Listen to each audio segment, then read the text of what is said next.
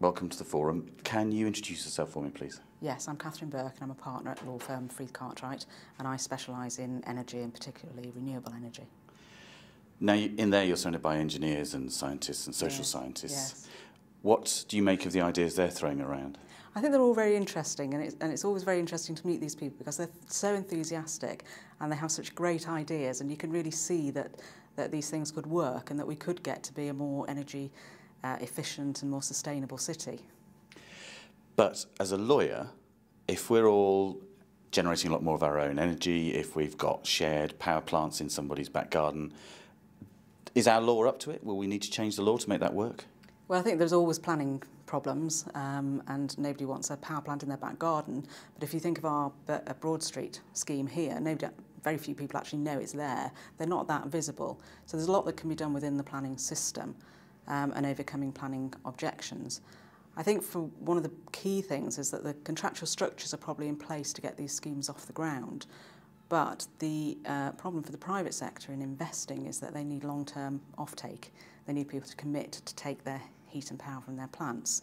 And that's a very big ask when you're asking for people to enter into 20 or 25-year contracts. So they need us to promise to be customers for 20 or 25 years? Well, possibly, yes. You as an individual, if you're not funding your own plant, or they need a hotel to say that they'll fund it for 25 years, or an office block or so on. And it's a big commitment to take when at the moment you can just flick a switch and your power and heat is there. You don't have to think about it particularly at the moment. So for us to commit to that, any changes?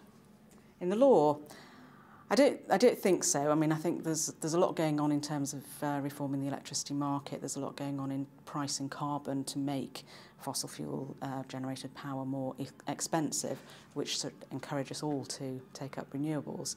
But I don't think there's legal changes that need in the.